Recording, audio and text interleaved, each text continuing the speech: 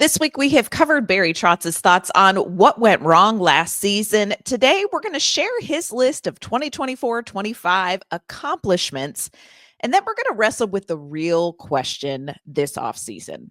What will actually be different next fall?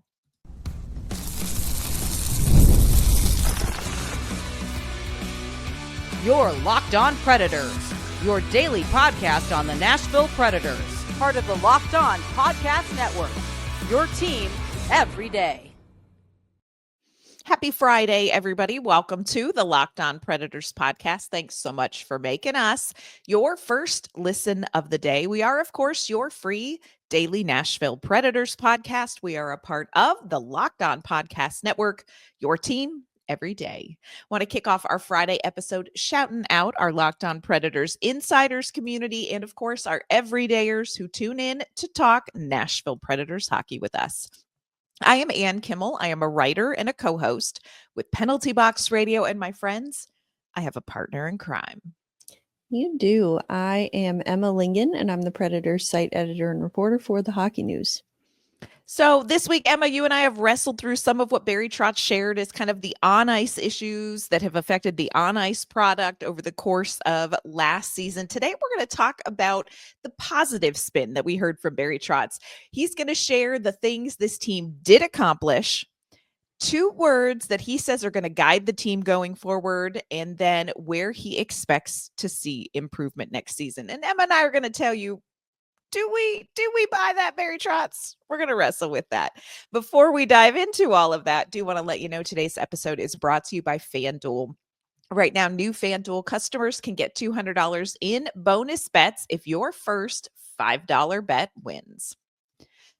All right, Emma, we've talked about kind of those off-ice issues that Barry Trotz shared in his end of the season press conference earlier this week, that he really felt like affected the outcome of the team. And let's remember, the outcome, not terrific. It's not been terrific, friends. He talked about leadership paralysis and kind of meshing the old and the new in the locker room and how that affected different things. He also talked about buy-in, which I thought was so interesting, and kind of the consequences of not finding success. And I don't believe by any stretch of the imagination that this was a comprehensive list we got from Barry Trotz on Monday. At least I hope it is not a comprehensive list of what went wrong, because I think if Barry Trotz unfurled that scroll, it would roll all the way down the hallway, out of the media room, and down around the corner, and down past the sign, and over through the double curtains, because a lot went wrong.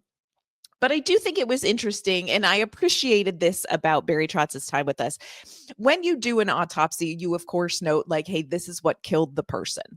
But also in the autopsy on this gloomy Friday day, as we talk about this, they also do note, like, here are the healthy organs. And I think Barry Trotz, I appreciated that Barry Trotz did say, hey, there were some healthy things that happened for this team. And I think you have to take just a moment and look at that as a Nashville Predator fan, so that you don't turn into Ryan O'Reilly and waterboard yourself this entire offseason. So some of the things that Trotz talked about, very interesting. I judged things maybe a little differently than he did, but this is what Trotz said on, like, hey, I know it was a rough season, but here are some things that we accomplished. All that said, we accomplished a couple things through the year. You always look for the positives. We added some young veterans to our group. We added draft assets and cap space, which are valuable quantities to have. And we added opportunity and a path for our young players. All said, the culture that we created, I think over time, is still good. It's still a good culture here. We practiced hard, we played hard. I think it did slip a little bit. It slipped early, trying to make everybody fit in. The players that we acquired they're part of the solution, not part of the problem. So when it comes to positives that Trotz takes away, he mentioned acquiring some young vets for the roster, adding draft assets and some cap space, the opportunity for some of these young players that was created, and just building a culture.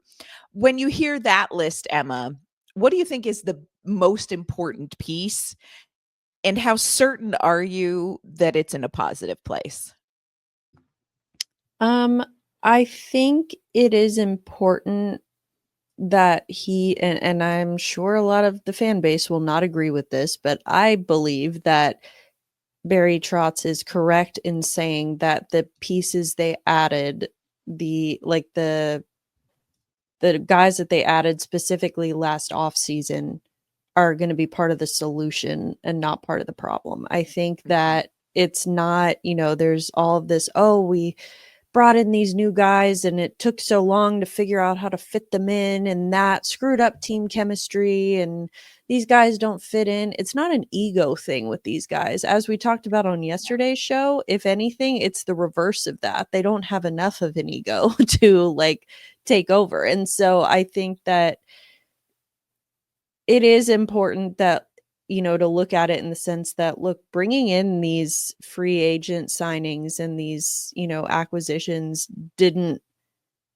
that's not what, I mean, yes, in a sense, it's what caused the problem, but not because of the players themselves and what they did on the ice or didn't do on the ice. It's not like, oh, this player's performance completely tanked this team this year. I don't know if that makes sense, but I think it's more of just the collective. These guys are talented, and you and I have said this a lot. It's not a talent thing. It's not like, oh, well, Jonathan Marchessault has just completely lost his mojo, and that's why the Predators were so bad this year. No, I think it's just a combination of things. Yeah, I think you hit the nail on the head with that, because just because something fails, people's tendency is to say, look at the biggest change. What was the biggest change? Well, you know what we need to do. And I've seen plenty of this from different different people in different, areas of the fan base. You know what we need to do? We need to get rid of Stamkos, and we need to get rid of Marchessault, and we need to embrace the tank, and we need to. Just because something was the biggest change doesn't mean it was the biggest catalyst to failure or to disappointment. I agree with that. And I think there are a lot of people who don't. And that is why I think this season is going to be really important, and early success is going to be important, because there are a lot of people who blame July 1st for the absolute disaster. And I mean, let's just be honest. Not only did the Predators not meet expectations, they fell so far short. I think people would have been surprised if the Predators hadn't, had snuck in wild card 2. I think they would have been like, wow, ooh, that wasn't how we thought it was going to go. Well, friends, it was even worse. In case you missed it, in case you're just waking up now, it was even worse. So I think people tend to blame the biggest change as the biggest catalyst for what went wrong. I don't think that was it. I don't.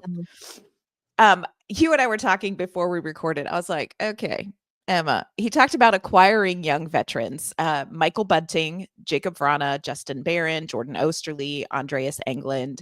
The average age of those 5 guys is 28.4 years old. And I was like, what is young and what is old in the NHL? Because when I tend to think of young vets, I tend to think of them more on the 25, 26 range.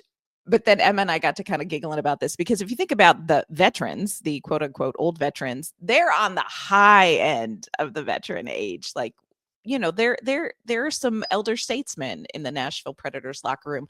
I don't know, when I look at the list of the young vets they acquired, the one I am most excited about, hands down, is Michael Bunting.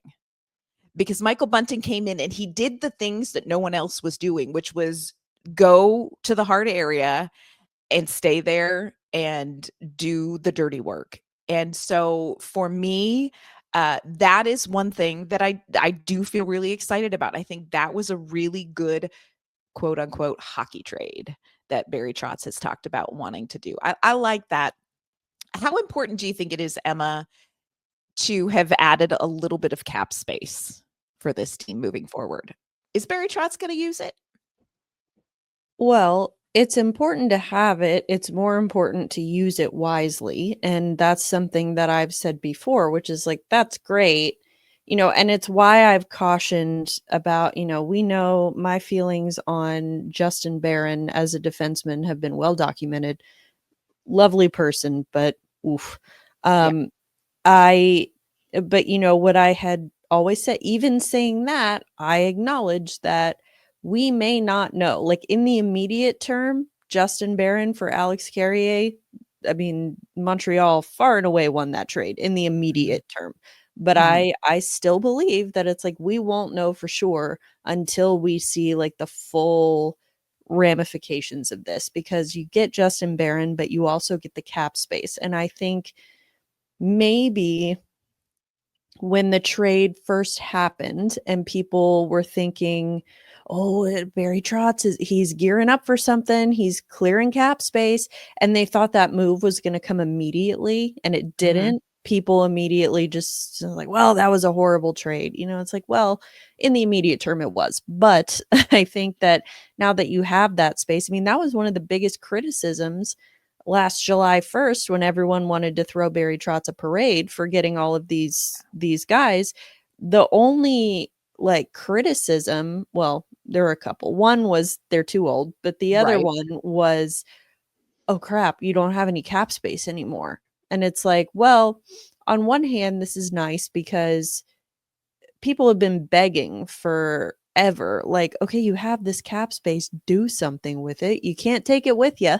So Yes. and so he did the thing. He went and he was aggressive with it. And the outcome was not good. But, just because the outcome was bad doesn't mean that the thought process was. And so I think that now, part of me wonders like, ooh, is Barry going to be gun shy with spending now after what happened last year? Or is he going to double down and continue, trying to find the right pieces from outside the organization? And so I think, again, having cap space is all well and good, but it's how you use it. I love that you say that. You got to use it wisely. Don't just spend to spend, use it wisely. Right. It'll be interesting to see what he does with it over the offseason. We do want to talk about the one other accomplishment Barry Trotz mentioned, which is playing time for young players. Also, Barry Trotz used two very interesting words to describe what was going to guide the franchise moving forward. We're going to share those two words with you and his vision for what is going to look different come September.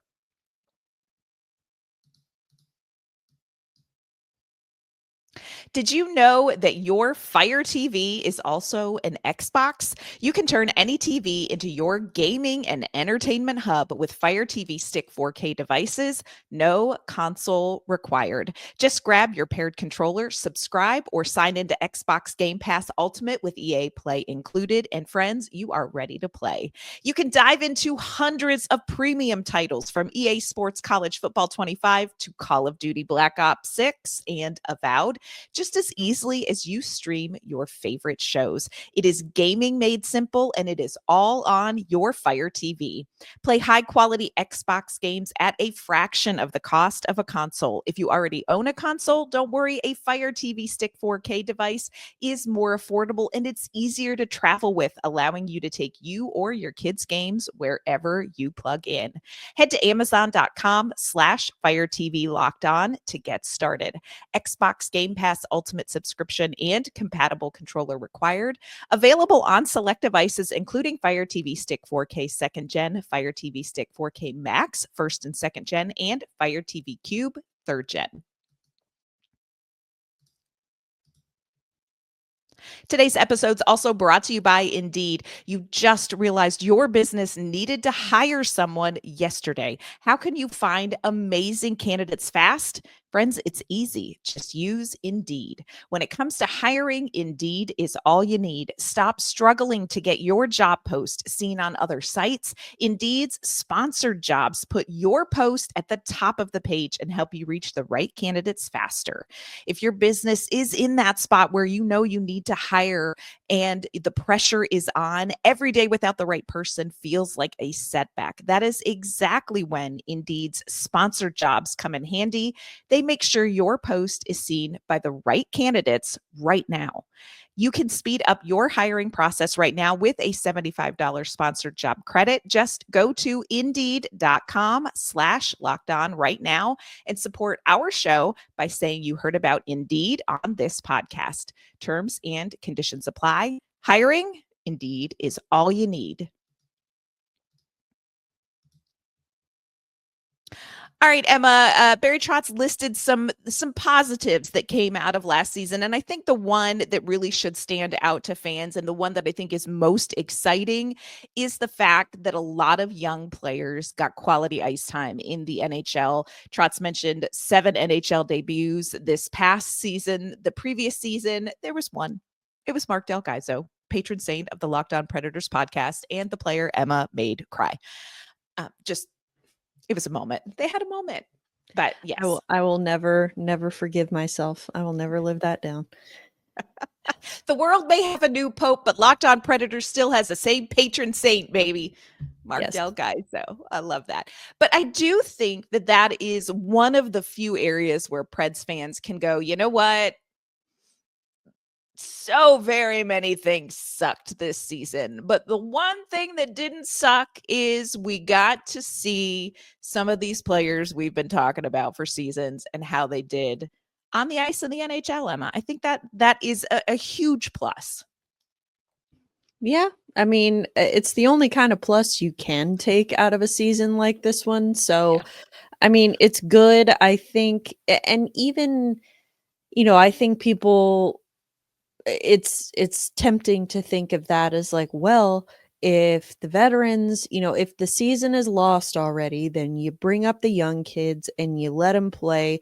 And like the only hope that we have is for these young kids to completely show out and look amazing and, just take over. And it's like, well, that's not the only way that playing the young kids can be a success, because I think that it's still successful by learning what you have. Like maybe you think, and I'm just making up like throwing out a name here, but it's like maybe you thought that Fedor Svechkov was a legitimate 1C. I'm not saying the Predators think that, but go with me on this. But it's like maybe you thought he was a legitimate 1C. He gets up to the NHL, gets an extended look at the NHL, and you realize, ooh, you know what? He might be more of a 2C, or, as an example. So I think it's still successful in that you learn what you have. And had the Predators immediately been successful off the bat this year, I don't know that we would have gotten those extended looks. Maybe you see, maybe they're still thinking Fedor Svechkov is the 1C. And then when he eventually does come up and he's not, then you panic. And I don't know. I think that's all hypothetical as far as the specific player, but just examples of, just because they didn't come up and have immediate success, that doesn't necessarily mean it's Absolutely. a bad thing. It means now oh, this is not, we don't have what we thought we did in this particular player or group of players. And now we know what to address going forward. And the flip side of this whole coin, if Nashville had been outrageously successful, and if Emma and I were covering the postseason right now for the Nashville Predators, and Nashville still had the kind of draft capital that they have, that David Poile helped stockpile, the Predators would be going into the draft with that much draft capital at a disadvantage. Timing matters. And as much as I think everybody can agree, not interested in repeating last season at all, the timing of it may work to Nashville's favor in the sense of what Emma, you were just saying. You've got a really good look at Zach LaRue. Not only, okay, he can be the pesky younger brother on the fourth line, but now we have some idea of like, who could he play with? And can he handle top 6 minutes? The same thing with Joachim Kimmel. We got a brief look at him. Well, we know now what he needs to be working on at the AHL level to earn his spot. Ozzy Weisblatt. We didn't know anything about Ozzy Weisblatt. Well, we've seen him now. And the Predators are headed into this draft with 3 first-round picks. You want to talk about not wasting something? The Predators have a much better idea of what they have and what they need because they absolutely sucked this season at the NHL level. They have a better idea. And while it's unpleasant and we would like to not repeat it, there is a silver lining to it. They know. Barry Trotz talked about, look, some things are going to be different next year. And all God's people said amen, Barry Trotz. Okay. This is what we are going to need. So what is going to be different? This is what Barry Trotz said, outlining that. This year wasn't the year that we all expected. I think you'll have a much more determined group. I think that you'll have the buy-in of the group because they have to rely on each other going forward. So we just got to tighten that up a little bit. I just think that, when you have a really good culture, when it slips a little bit, you just got to make sure that we have really good clarity and consequences if there's anything that slips there. So that is part of the process of what we're talking about. We will be better defensively. We'll play better 5-on-5. We will need to everybody will need to step up. I'll say a lot of stuff was maybe directed at our older players last year, that they got to step up. They got to step up. But we also need more production from our younger guys. They need to step up as well.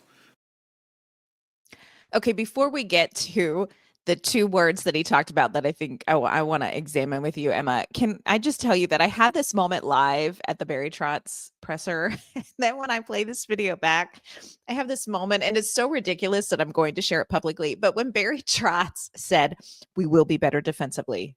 We will be better at 5-on-5." I had this flashback to the episode of The Office where Michael Scott comes out into the main room and he goes, "I declare bankruptcy."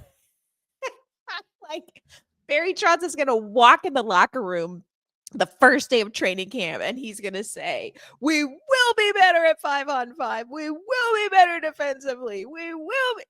I just love his declaration. Like, walk in that, Barry Trotz. Barry Trotz just declared bankruptcy, you all, and it is going to be better next September. It just I cracks me mean, up. yeah, here's the thing. I think that a lot of people would have bought that last year and not after the season that just unfolded before us. I truly, right now, because we have to wait for next season, but right now it kind of seems like does Barry think he can just speak this into existence and it's going to happen? Because how are you going to be better defensively? How are you going to be better at 5-on-5? Like, what are you, Barry, going to do that's under your control?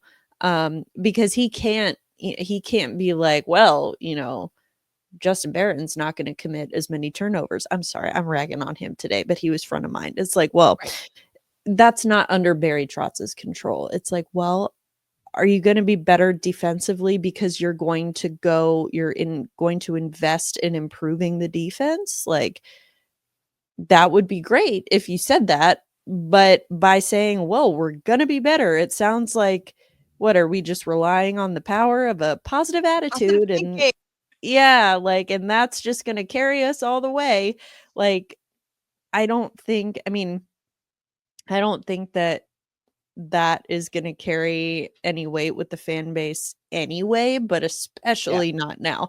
And I'm not saying that is for sure what he's doing, but by not being more specific, it does kind of sound like it's like, well, listen, guys, we're going to run it back with the exact same group that we have, and everything is going to be different. It's like, right. No, that makes no sense. There's no meat on that bone.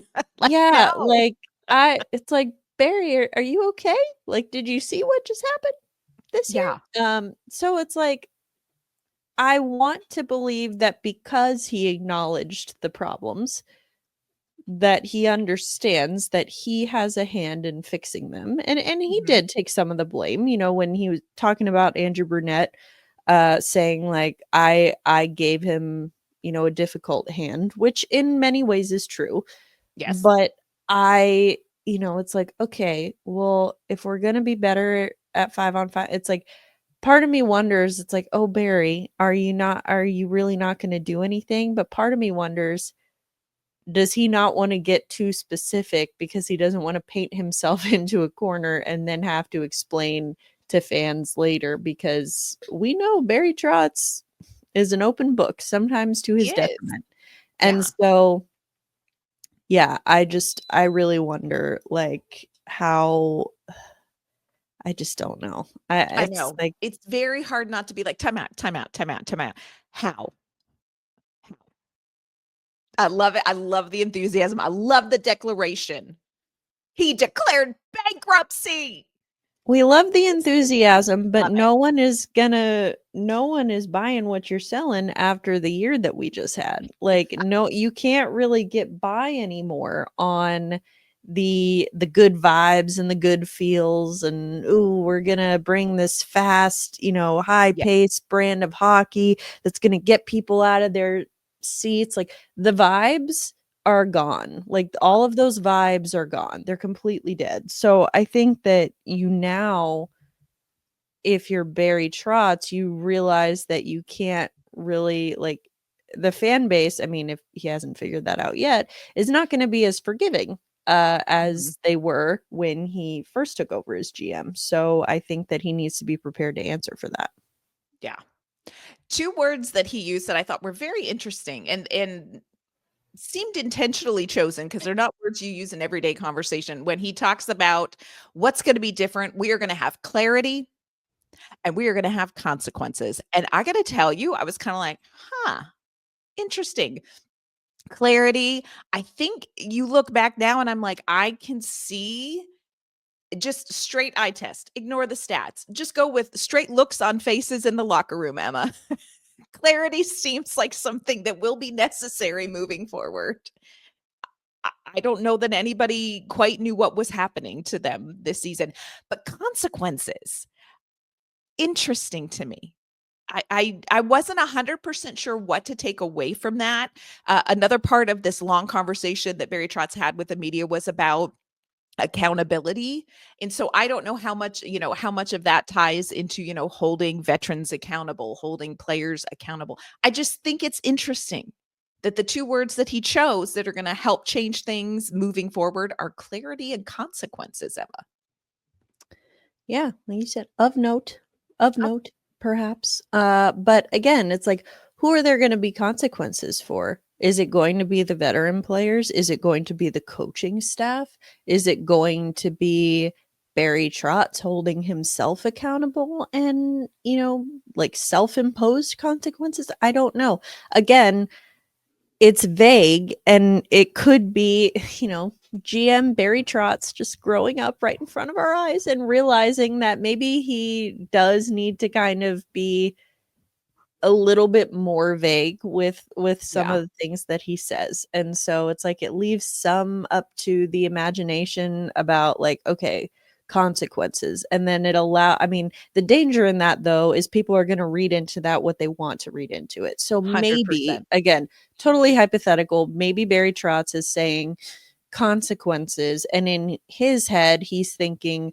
consequences for the veterans when they underperform. But fans are hoping that he means consequences for Andrew Brunette, who's going to be on a short leash if they don't perform. So then if that doesn't happen, then the fans are going to be upset even more. So again, not that Barry is necessarily beholden to the fans as much as fans may think he is. He's not.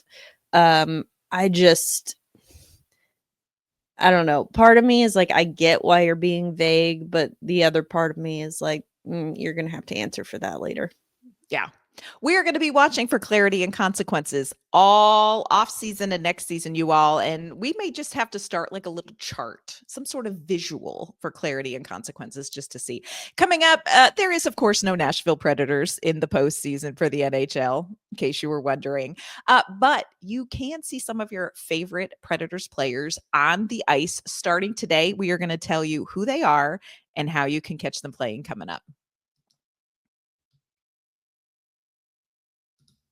Today's episode is brought to you by FanDuel. The NBA playoffs are in full swing, full of drama, and every night is delivering highlight-worthy performances, major momentum shifts, and can't-miss moments. Whether it is a game-winning shot or a breakout player or an amazing comeback, there has never been a better time to get in on the action. FanDuel makes it easy to stay in the game before tip-off and live. With player props, performance trends, and same-game parlays, fans have more ways than ever to play smart and win big. If you are new to FanDuel, it is the perfect time to sign up. Head on over to FanDuel.com and place your first $5 bet. If it wins, you're going to get $200 in bonus bets. Make every moment more with FanDuel, official sports betting partner of the NBA. All right, Emma, lots of NHL playoff action happening. Nashville Predators involved in all of 0 of it, friends, in case you were wondering. But if you are missing some of your favorite Preds players, you can watch them back on the ice. Men's IIHF Worlds kicks off today. And some Nashville Predators players are going to be on the ice for their respective countries. You know, they love representing their countries, and this is just a taste of what is to come with the Olympics next year.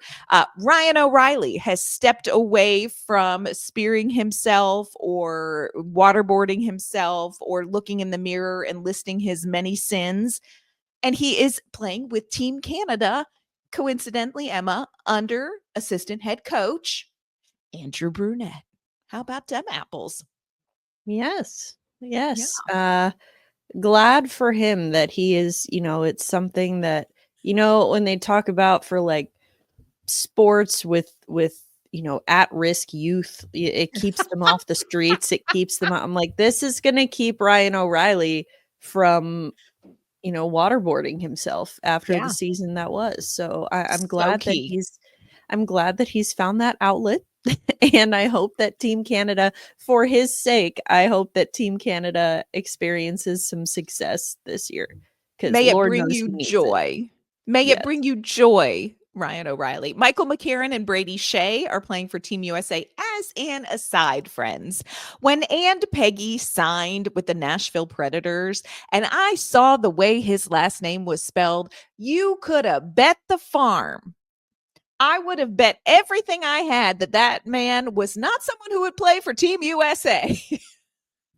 But Brady SKJEI is was he born? He was born in Minnesota, right? Minnesota or Michigan? Minnesota. He is from Minnesota. Yeah. So they're representing Team USA, Michael McCarron. It's funny, like with names in the NHL, because there are so many foreign players. You assume that things like certain names are going to be more exotic than they actually are. Like, I remember the first time when I was covering the Hurricanes, and the first time I met Alex Nedeljkovic, and he got called up from the NHL, and I met him. I'm expecting some kind of like thick accent to come out, and he's like, "Hey, how's it going?" And like perfect English. And I was like, yes. I looked him up. He's from Ohio. And I was like, okay, Nedeljkovic from Ohio, sure. And then even my first season with the Predators, when they signed John Leonard, who is the older brother of Capitals rookie now, Ryan Leonard, who's been, in a lot of headlines. Even though he was healthy scratch last night. But anyway, that was his older brother. And again, because we are so used to these foreign names in the NHL, I remember a lot of us thinking like, okay, so we're calling up John Leonard. Like, okay, yeah. And we're like, nope, it's literally Leonard. It's not Leonard. to make it fancy. But it's like we're all just assuming it's something more exotic and different than it actually is. And it's like, oh no, it is the most generic white person name ever. Just John Leonard. And it's John like, Leonard. oh, John Leonard. I wonder where he's from. Yeah. Is he no. French? Yes. Is he? This is the text that I sent Emma last night during one of the games. This is poor Emma is working. She's working, you all. She is doing a live playoff frenzy show for the Hockey News. And this is me blowing up her phone. This is what I say. I mean this with total respect to his heritage, but truly one of my biggest pet peeves in hockey is that the dude's name is spelled R-O-Y, but is pronounced Wah. Like, that's not real and I hate it. My name is spelled A-N-N, but the correct pronunciation is Queen. Thanks for coming to my TED Talk. Poor Emma. Hashtag pray for Emma. She works with Ann. Yeah. Brady Shea, Team USA. Two things that I originally would not have put together. If you were curious and you're like, you know what I miss? I miss a good Nashville Predators goaltender friends, Team Finland, Jussi Saros and Justus Annunen. Love those boys, the two juices. And for me, for my own personal Swedish joy, Philip Forsberg is playing for Team Sweden. So, I will be cheering for Team Sweden. If you want to check out the games, they're going to be kind of all over. NHL Network is going to cover a lot of them. So check out their ESPN Plus. We'll have some. IIHF TV will be covering them there too. I don't know if there's a subscription there or not. So look into that. But Nashville Predators, some of the guys, they are back on the ice, back in action, hoping to cleanse their palate after the season that was. The other thing I want to shout out, Milwaukee Admirals, back at it tonight. Elimination game number 2. They survived and thrived, quite frankly, Wednesday night with a 6-2 win on the road in Rockford. Gotta win tonight to take this back to a game 5 back in Milwaukee on Sunday night. So, Milwaukee Admirals, tonight, Flow Hockey, FLW, or FLO, pronounced Flow Hockey. It's Friday, y'all. We're gonna need you to go with us. It's just like Roy pronounced Wah. It's like What flow. It every time I scan, they zoom in on Roy, and I'm like, go to the guy who committed the penalty. What? Like, this cameraman sucks. No friends and sucks. Anyway, you can check out your favorite Nashville Predators players on the ice, and it's going to be great. And hopefully they're going to be playing with clarity and consequences and find some success, because that's what we are looking for. Emma, before we log off on this Friday and wrap up this week here at Locked On Predators, will you let everyone know where they can find you and your work? Yes. First of all, Anne does not suck. Just want to be on record saying that. Second of all, what does suck is fire alarms happening elsewhere in my building right now, which is why you might hear upper management being vocal in the background here. Poor girl. Yeah, she's not happy. So we're just going to wrap this up right now. And you can find me on social media at Emma_Lingan, and you can find all of my work at the Hockey News.